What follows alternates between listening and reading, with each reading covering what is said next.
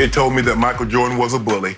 He used his position as being the best player. He used his position as being the team leader and to bully guys. And Steve Kerr probably had enough of it, and he punched him in his chest, and Jordan punched him back. That's what it tells me about Michael Jordan. And Michael was a guy, and he's like most bullies.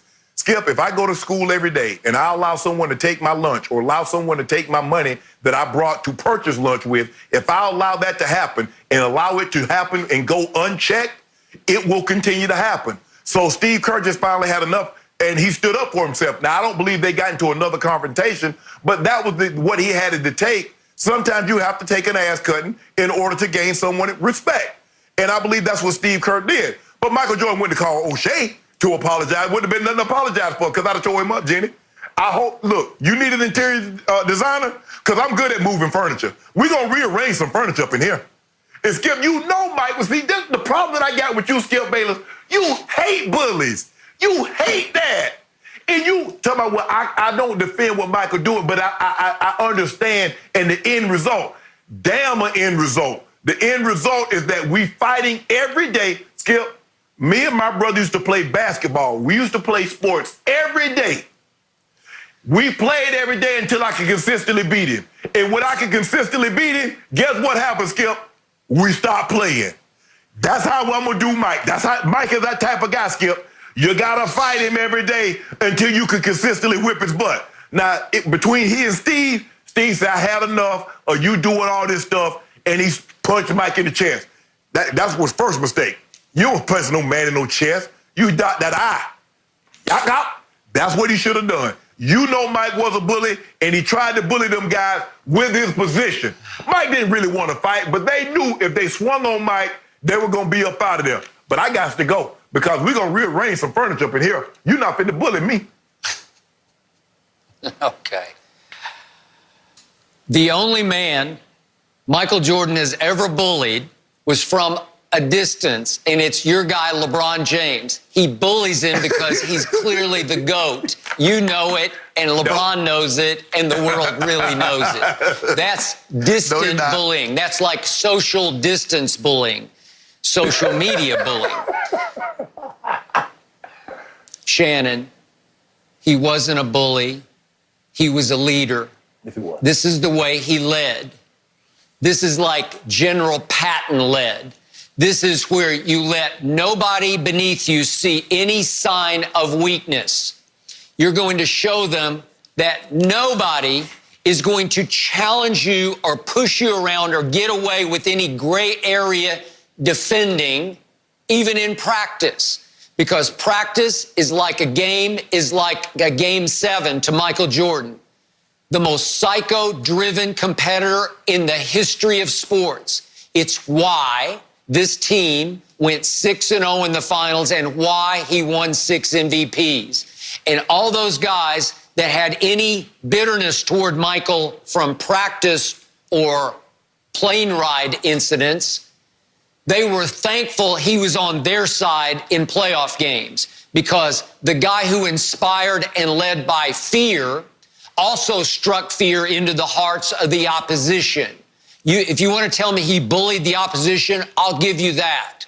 But let's put into context what happened.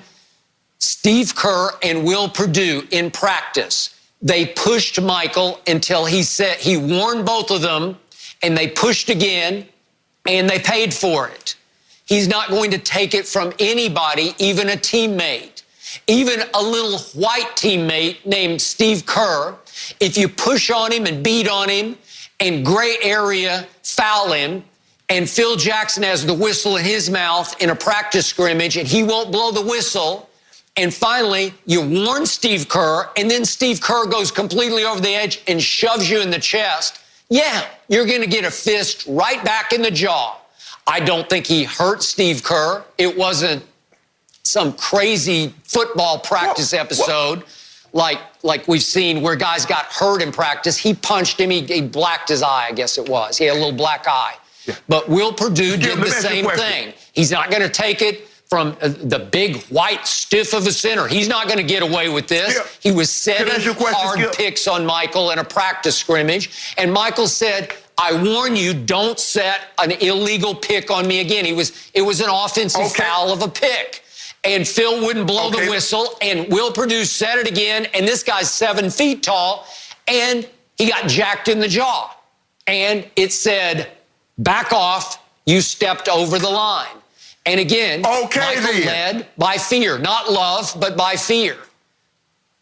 Let me ask you a question. So good, I'm glad you say that. Michael, you pulled that bull job again. I'm going to bust you in your jaw. You see how that works, Skip Bayless? So in other words, Michael can say, don't do that, and everything we're supposed to stop. But if I tell Michael don't do that, he keep it going because he's leading. One thing Horace Grant wanted me to make abundantly clear to you and everybody else.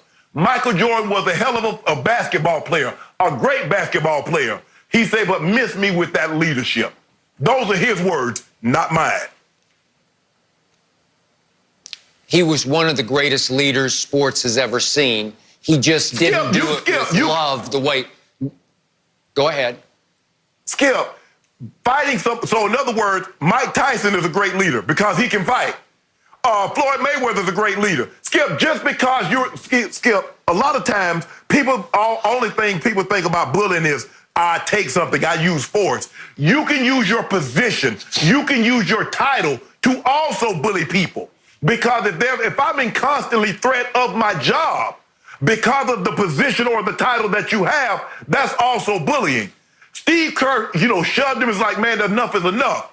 But like I said, that's how you got to treat. You have to do that to Michael. You got to meet force with force because that's all he understands. Skip, that's it. Michael Jordan is not the coach. Okay. Michael Jordan is not the owner. He might be the greatest player, but he has the same title as I have, player. You keep trying to project yourself onto the 98 Chicago Bulls or 97 or 96. Shannon, you weren't there. It wasn't you. It was Will Perdue and Steve Kerr.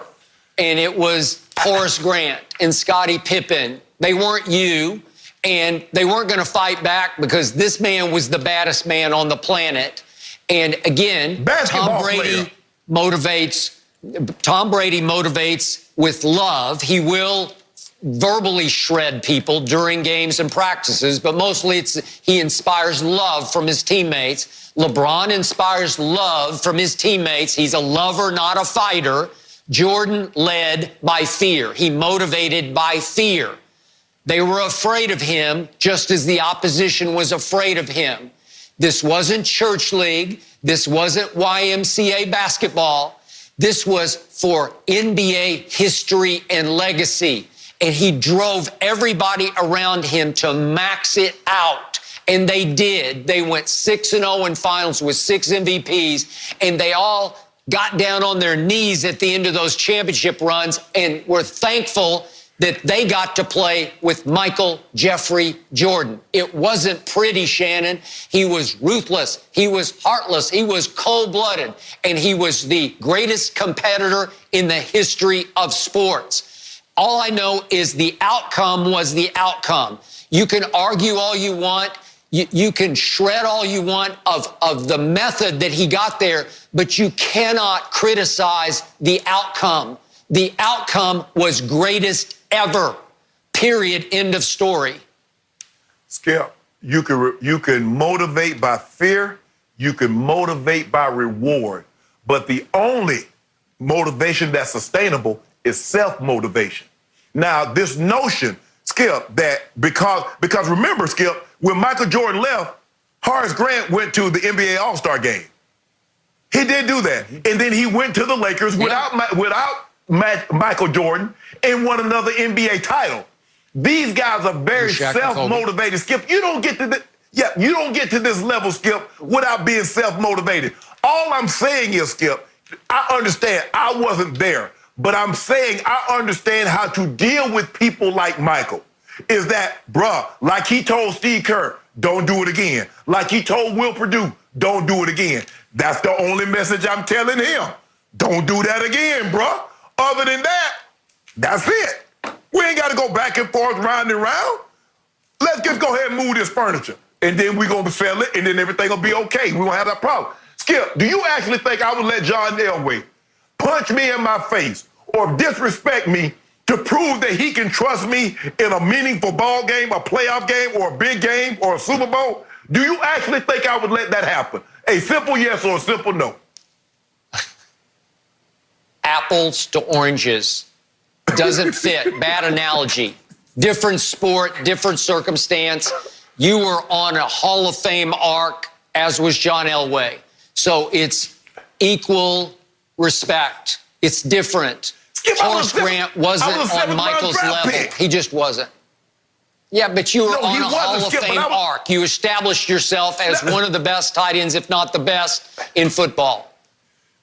But Skip, even when I was, Skip, I didn't know the plays. He was having to tell me the plays. He was always saying, okay, do this, do that. Okay, Shannon, maybe you might need to study a little bit more. If you need some help, come see me and let me tell you what I'm thinking. But Skip, I'm just saying the disrespect that Michael shows some of these people, Skip, that's the problem that I have.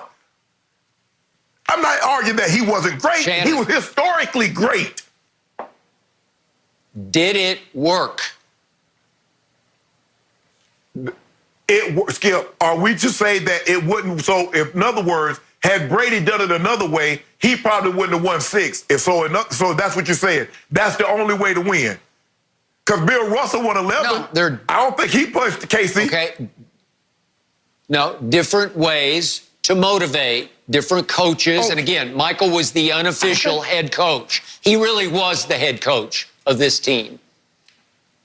All right, we're going to put it aside for now. Already looking forward to that episode coming this weekend. So the top 10 fan bases in the country were ranked, but here's the thing. America's team, not on the